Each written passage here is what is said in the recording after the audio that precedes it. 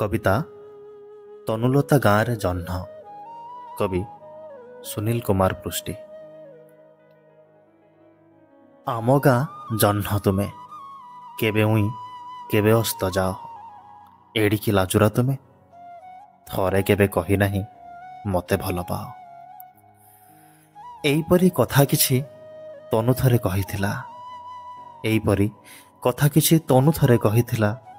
ସେତେବେଳେ ଆକାଶରେ ବିଷାଦ ମେଘର ମେଖଳା। ଧାନ ବିଲ ଅସରନ୍ତି ପାଖରେ କଇଁର ପୋଖରୀ, ତା ଭିତରେ ଆମେ ଦୁହେଁ ଯାଉଛୁ ଚହଲି। ଏଇ ଦେଖ ପୋଖରୀ ପାଣିରେ ତୁମ ଛାଇ ମୋ ଛାଇ। ଏଇ ଦେଖ ପୋଖରୀ ପାଣିରେ ତୁମ ଛାଇ ମୋ ଛାଇ କେତେ ଆପଣାର। ପୁଣି କେବେ ତୁମେ ନାହଁ ମୁଁ ନାହିଁ, ସବୁ ଛାଇ ସବୁ ଏକାକାର, ସବୁ ଛାଇ ସବୁ ଏକାକାର।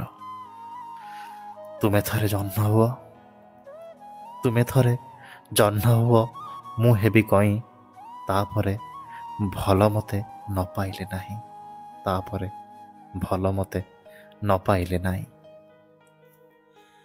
କେମିତିକା ତନୁ ମୋର, କେମିତିକା ତନୁ ମୋର କେତେ କଥା ଜାଣେ। ମୁଁ କିଛି ଜାଣେ ନାହିଁ। ଭାଷା ମୋର ନୀରବତା ଶୁଣେ, ଭାଷା ମୋର ନୀରବତା ଶୁଣେ। ବହୁ ବର୍ଷ ବିତିଲାଣି, ବହୁ ବର୍ଷ ବିତିଲାଣି। ତନୁ ଗାଁ ଆକାଶରେ ଜହ୍ନ ଲାଗେ କଳଙ୍କିତ କାହିଁକି କେଜାଣି। ତନୁ ଥିଲା, ଏଇ ଥିଲା, ଏଇ ନାହିଁ ପୁଣି।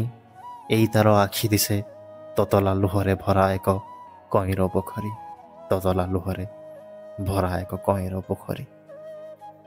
ମୁଁ ଆସେ ଅମାବାସ୍ୟା ଅନ୍ଧକାର ହୋଇ, ଅଭିଶପ୍ତ ଆବେଗରେ କେହି ଜଣେ କାନ୍ଦେ କଇଁ କଇଁ।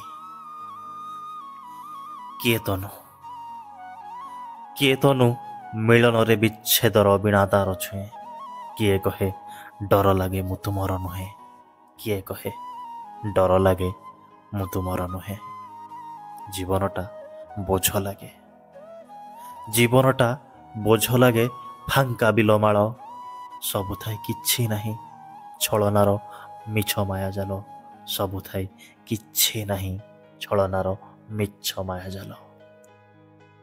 ଜହ୍ନ ଉଇଁଲାଣି ଆକାଶରେ ତନୁ, ଜହ୍ନ ଉଇଁଲାଣି ଆକାଶରେ ତନୁ।